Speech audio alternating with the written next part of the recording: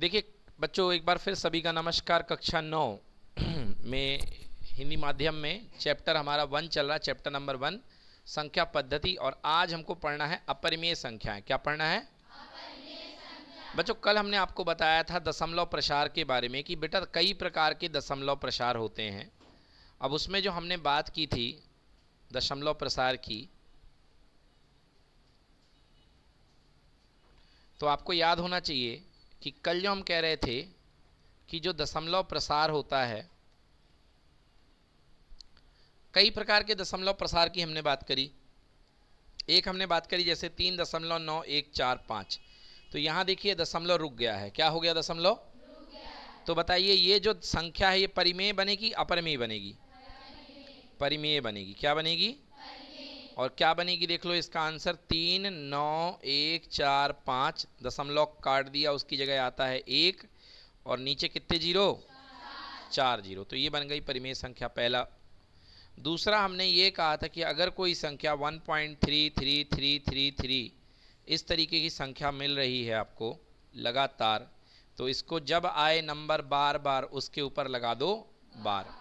तो ये जो बार वाली संख्याएं होती हैं ये भी परिमेय होती है क्या? परिमेय। ये भी होती हैं परिमेय। क्या होती हैं ये? परिमेय। और इसका हम लिखेंगे इसको हल करके, तो आपको हम बताएंगे बेटा ये आएगी 4/3। क्या आएगी? 4/। अभी मेरे को पता है कैसे आती, इसलिए मैंने लिख दिया है। आप चिंता मत करो, आपको अभी सिखाएंगे कि ये 4/3 कैसी होगी। कल मैंने बताया था कि अगर आप 4 में 3 का भाग करोगे तो देख लो यही आएगा, 3 एकम और यहाँ पे 1, फिर दशमलव लगेगा तो 0 आएगा, 3 तियाँ फिर 1 आएगा। तो इस तरीके से बढ़ते जाएगा, नहीं बढ़ते जाएगा? तो ये बन जाएगा 1.3 का बार। 1.3 का, तो 1.3 का बार कब मिला है? जब आपने 4 में 3 का भाग दिया। 4 में 3 का, अर्थात आप इसे P/Q के रूप में लिख पा रहे हैं। इसका मतलब ये भी क्या है? परिमेय। परंतु तीसरी संख्या जो हमने बताई थी, जिसको हमने कहा था जो ना जमे और ना थमे, मतलब 4.13579232572। अब देखिए क्या ये संख्या थम रही है? नहीं थम रही है। क्या ये संख्या जम रही है? हाँ। तो ये देखिए इस तरीके से ये जो संख्याएं प्राप्त होती हैं इनको बोलेंगे अपरिमेय। क्या बोलेंगे? क्योंकि इनको आप P/Q के रूप में लिख नहीं सकते। तो ये संख्याएं जिनको आप अंश बटे हर के रूप में नहीं लिख सकते हैं, उन संख्याओं को बोलेंगे अपरिमेय संख्या। क्या बोलेंगे? ये देखिए लिखा है, अभी तक आपने संख्याओं को P/Q के रूप में व्यक्त की जा सकती हैं। वो कैसी थी? परिमेय संख्या। कैसी थी? परंतु कुछ संख्या, हाँ, अपरिमेय संख्या को S से डिनोट करते हैं। किससे डिनोट करते हैं? S से, जिसे P/Q के रूप में लिखा नहीं जा सकता। जिसे P/Q के रूप में लिखा, ऐसी संख्याओं को अपरिमेय कहते हैं। ऐसी संख्याओं को क्या कहते हैं? चलिए तो एक बार फिर से हम चार्ट बना लेते हैं जो हमने बनाया था। सबसे पहले मैंने आपको क्या पढ़ाया? प्राकृत संख्या। प्राकृत संख्या के बाद पूर्णांक, पूर्ण संख्या, पूर्ण संख्या के बाद पूर्णांक संख्या, पूर्णांक संख्या के बाद परिमेय संख्या। अब थोड़ी सी संख्या इसमें आ जाती है, हल्का सा ग्रुप है जिसका नाम है अपरिमेय। क्या नाम है? इसे S से शो करते हैं। किससे शो करते हैं? S से। अब बेटा यहाँ तक परिमेय है और यहाँ तक छोटा सा ब्लॉक अपरिमेय है, और परिमेय और अपरिमेय मिलाकर के जो संख्या का समूह बनता है उसको बोलते हैं वास्तविक संख्या। क्या बोलते हैं? क्या कहेंगे इसको? तो वास्तविक संख्या मतलब सबसे बड़ा ग्रुप। ये देखिए है ना, इसके अंदर सारी संख्याएं आ जाती हैं। इसके अंदर परिमेय भी है और इसके अंदर अपरिमेय भी है। तो परिमेय धन अपरिमेय बराबर वास्तविक संख्या। परिमेय धन अपरिमेय बराबर क्या होगा? क्लियर हो गया कि नहीं हुआ? चलिए अब देखते हैं। तो ये सब सारी संख्याएं कहलाती हैं वास्तविक संख्याएं। मतलब वास्तविक संख्या के अंदर दुनिया की सारी संख्या आ जाती हैं। वास्तविक संख्या के अंदर दुनिया की सारी संख्याएं आ जाती हैं। ठीक है, चलिए अब करते हैं इसका हल। कह रहा है निम्नलिखित भिन्नों को दशमलव के रूप में लिखिए। दशमलव के रूप में लिखिए। चलिए आइए करिए दशमलव के रूप में। सबसे पहले 10/3 मतलब 10 में 3 का भाग दीजिए। 10 में 3 का भाग दीजिए। चलिए करिए सभी लोग 10 में 3 का भाग दें। बताइए कितना आ रहा है।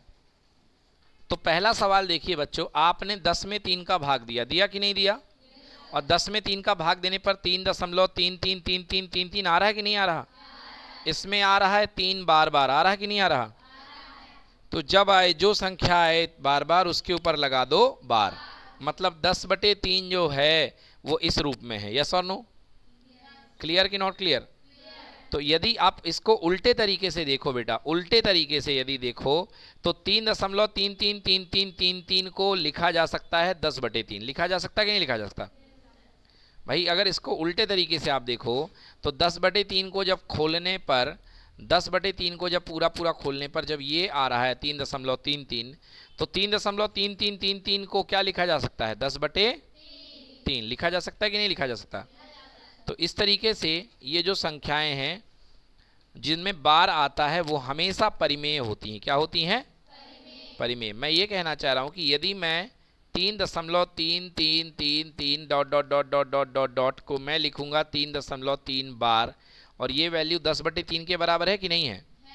और 10/3 क्या है? अंश बटे हर। तो ये संख्या बन गई परिमेय। मतलब जितनी भी संख्या में आपको ये रिपीटिंग वाले नंबर मिलते हैं इसको बोलते हैं आवर्ती। क्या बोलते हैं? आवर्ती। हाँ, आवर्ती अंक जिसमें आपको मिलेंगे, जिसको मैं बोलता हूं अपनी भाषा में जम गया। क्या हो गया? थमा तो नहीं है मगर जम गया, तो भी ये होती हैं परिमेय संख्याएं। क्या होती हैं? चलिए अगला भाग दीजिए। अगले भाग में आपके पास में ये आएगा 0.875। अब देखो यहाँ पे तो भाग आगे जा सकता है, जा सकता कि नहीं जा सकता? फिर 10 बनाओगे, फिर 3 3 9 करोगे, फिर 1 आएगा, तो ये तो चलता ही रहेगा। बट ये यहाँ पर आकर के रुक गया, यहाँ पर आकर के 0 आ गया है। अब 0 के आगे भाग नहीं जाएगा, तो ये थम गई। क्या हो गई? थम गई। तो बताओ परिमेय है कि अपरिमेय है? कौन कह रहा अपरिमेय? अरे भैया जो थम गई है वो परिमेय होगी। क्या होगी? परिमेय। तो ये संख्या वैसे भी परिमेय है, तभी तो हम बदल पा रहे हैं इसको। चलिए अगला है 1/7। 1/7। तो देखिए इसको करते जाइए करते जाइए करते जाइए, अंततः भाग करेंगे फिर से यहाँ पे क्या आ जाएगा? 1। क्या आ जाएगा? 1। और दशमलव लगा हुआ है तो फिर से लगाना पड़ेगा 0। क्या लगाना पड़ेगा? और फिर आएगा 7 एकम 7। फिर यहाँ क्या बचेगा? 3। तो ध्यान से देखो, वही यहाँ वाली कहानी फिर से रिपीट हो गई कि नहीं हो गई? अब देखो फिर 30 बनेगा। बनेगा कि नहीं बनेगा? मतलब यदि इसको आगे मैं हल करूं तो 0.142857, फिर 1428557, और फिर आएगा 1428557। तो बार बार रिपीट हो रहा कि नहीं हो रहा? तो दशमलव इसको कैसे लिखेंगे? इसको हम लिखेंगे 0.1428557 आ रहा बार बार, इसलिए इसके ऊपर लगा दिया बार। समझ में आया कि नहीं आया? तो मैं क्या लिख सकता हूं? 1/7 बराबर 0.1428557 का बार। समझ में आ गया कि नहीं आया? कोई दिक्कत? हाँ ठीक है ना। अब देखो जो नंबर रुक जाता है, जो थम जाता है, उसे कहते हैं शांत। क्या बोलते हैं? शांत। और जो नहीं रुकता है, जो बार बार आता जाता है, उसे कहते हैं अशांत। ये क्या नंबर है? अशांत आवर्ती। क्या नंबर है? अशांत। अच्छा ये नंबर क्या है? शांत है कि अशांत है?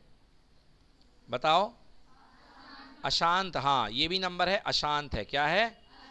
तो ये नंबर भी है अशांत आवर्ती। क्या बोलते हैं? अशांत आवर्ती। क्लियर हो गया कि नहीं हो गया?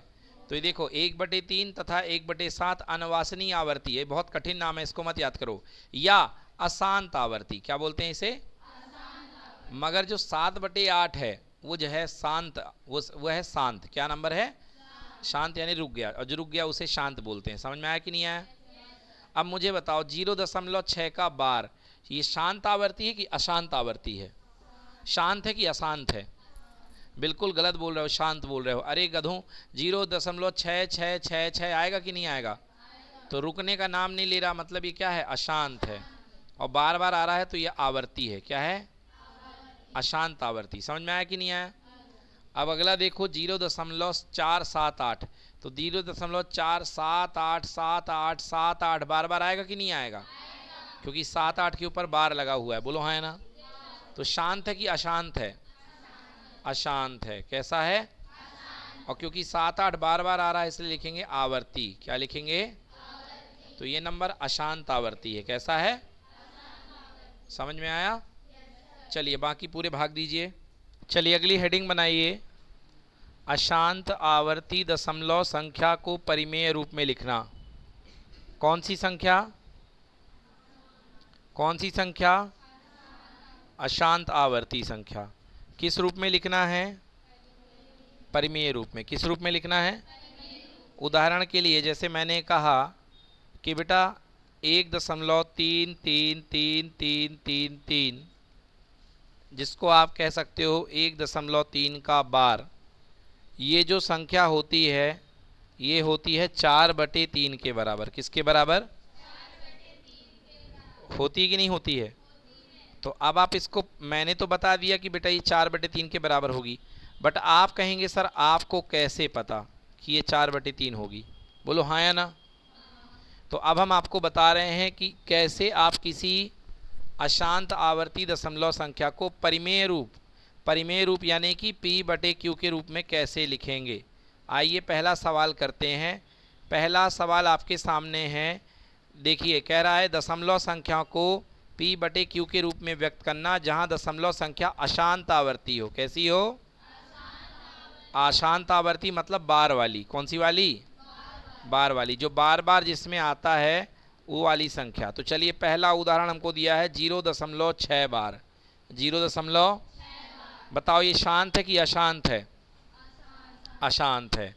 तो सबसे पहले उदाहरण हमको लिखना है, एग्जाम्पल हमको कन्वर्ट करना है 0.6 बार को 0. तो सबसे पहले लिखो x, माना x बराबर जो संख्या दी गई है उसको x ले लो। तो x बराबर 0.6 बार। जो आपको संख्या दी है उसको काहे के बराबर मान लो?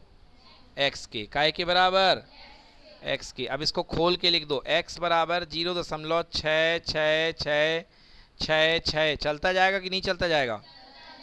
अब जो आपको खोलने के बाद मिला उसको दे दो समीकरण नंबर 1। समीकरण नंबर 1। अब मुझे बताओ बेटा, ये बताओ यहाँ पर कितने अंक रिपीट हो रहे हैं? एक अंक कि दो अंक?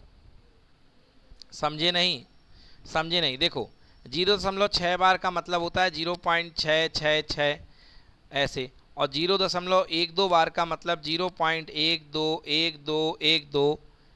तो अब देख करके बताओ कि ये बताओ 0.6 बार में कितने अंक की आवृत्ति हो रही है? एक अंक की या दो अंक की? हाँ, ये पूछूं कि मैं बार कितने अंकों के ऊपर लगा, एक के ऊपर कि दो के ऊपर? हाँ, एक अंक के ऊपर बार लगा हुआ है। तो जितने अंक के ऊपर बार लगा हो आपको उतने जीरो वाली संख्या लेनी है। तो बेटा 0.6 बार में 6 बार बार आ रहा कि नहीं आ रहा? आ रहा है ना। और 6 बार आ रहा है। और कितने अंकों के ऊपर बार लगा है? एक के ऊपर। कितने के ऊपर? तो एक जीरो वाली संख्या क्या होती है? 10। क्या होती है? 2 जीरो वाली संख्या क्या होती है? 3 जीरो वाली? हाँ, तो बेटा एक जीरो वाली संख्या का गुणा कर दो। एक जीरो वाली संख्या का क्या कर दो? तो लिखेंगे यहाँ 10 का गुणा करने पर। अब आप कहोगे सर 10 का क्यों किया? क्योंकि एक अंक रिपीट हो रहा है। कितने का गुणा करने पर? 10 का गुणा करने पर। चलो 10 का गुणा कर दो x से, है ना। 10x कितना हो गया? 10x। और इसमें 10 का गुणा करोगे तो पता है 10 का गुणा करने पर 0.1 अंक आगे खसक जाएगा, मतलब उठ करके यहाँ से यहाँ आ जाएगा 10 का गुणा करने पर। समझ में आया? जितने अंक का गुणा करते हैं दशमलव उतना आगे चला जाता है। तो 10 का गुणा करने पर बोलो 6.66666 हो जाएगा नहीं हो जाएगा? क्योंकि दशमलव उठ करके आगे चला गया ना। तो ये ले लो समीकरण नंबर 2। समीकरण नंबर, अब 2 में से 1 को घटा दो। 2 में से 1 को क्या कर दो? घटा दो। ऊपर क्या लिखा है? 10x बराबर 6.66666। और नीचे क्या आएगा? x। क्या आएगा नीचे? क्योंकि समीकरण 1 में x है। तो x बराबर क्या है बोलो? x बराबर है 0.66666। बोलो है कि नहीं है? घटाना है। क्या आएगा? माइनस। क्या आएगा? यहाँ भी क्या आएगा? 10x में से 1x गया, कितना बचा? 9x। 6 से 6, 6 से 6, ये भी, ये भी, ये भी, और आगे वाले भी सभी। केवल क्या बच गया? 6। 6 में से 0 गए 6, बोलो हाँ या ना। तो x बराबर 6/9, क्योंकि 9 गुणे में था, भाग में चला गया।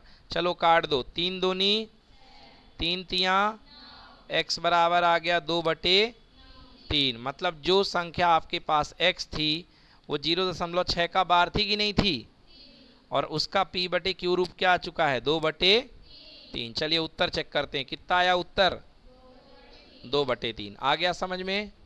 तो इस तरीके से आपको संख्या को p/q के रूप में लिखना है, समझ में आ गया। चलिए करिए इसको। देखिए अगला नंबर है 0.478 बार, इसको हमको लिखना है किसमें, p/q में। किसमें लिखना है, तो सबसे पहले जो नंबर दिया उसको क्या मान लो, x। क्या मान लो, और इसको खोल के लिख दो। तो x बराबर 0.478787878 नंबर 1। बोलो ठीक है कि नहीं है। अब ये बताओ कितने अंकों के ऊपर बार लगा है, तो 2 अंकों का क्या होगा, तो 100 का गुणा कर दो। क्या कर दो, 100 का लिखेंगे, 100 का गुणा करने पर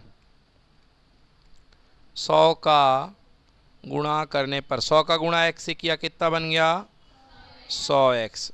और यहाँ 100 गुणे 0.4787878 डा ये हो गया। अब बताओ 100 में कितने जीरो हैं, तो दशमलव कितने अंक आगे खसक जाएगा, 1 1 2 अंक। मतलब ये बनेगा 47.878787 बनेगा नहीं बनेगा, और ये बन गया 100x। क्या बन गया, समीकरण नंबर क्या ले लो, 2। अब 2 में से 1 को माइनस कर दो, 2 में से 1 को क्या कर दो, पहले 2 लिखो। 100x बराबर 47.878787 डा ठीक है। ये 2 समीकरण हो गया। और एक नंबर क्या है, ये है 0.x बराबर, देखो 0 किसके नीचे फंसाओ, 7 के नीचे। किसके नीचे, 0 के नीचे। यहाँ फिर 4 आएगा, क्या आएगा 0.4, फिर 7 8 7 8 7 8 7 चलने दो, बोलो हाँ है ना, सही फंसा है। चलो 0 इस तरीके से, ठीक है ना बेटा। अब क्या कर दो, माइनस। क्या कर दो, बोलो 100x में से x गया, कितना बचा 99x। बोलो 7 से 7, 8 से 8, 7 से 7, 8 से 8 कैंसिल, कैंसिल हो गया। 8 में से 4 गए, कितना बचा 4। यहाँ पे कितना आएगा, 8 में से 4 जाएंगे तो कितना बचेगा, 4 आएगा। कितना आएगा, और 7 में से 0 जाएंगे तो क्या बचेगा 7, और यहाँ पे क्या बचेगा 4। मतलब बच गया 47.4। 47 तो x बराबर 47.4/99। बोलो हाँ या ना। अब यहाँ का दशमलव काट दो, दशमलव हटता है तो क्या आता है 1, और दशमलव के बाद कितनी संख्या है 1, तो जेठो संख्या बैठे 0। कितने 0, 1। बोलो हाँ या ना। तो x बराबर ऊपर बचा 474 बचा कि नहीं बचा, और नीचे क्या हो गया 990। उत्तर आ गया 474/900। क्लियर है, तो 474/990 बनेगा आंसर, ठीक है।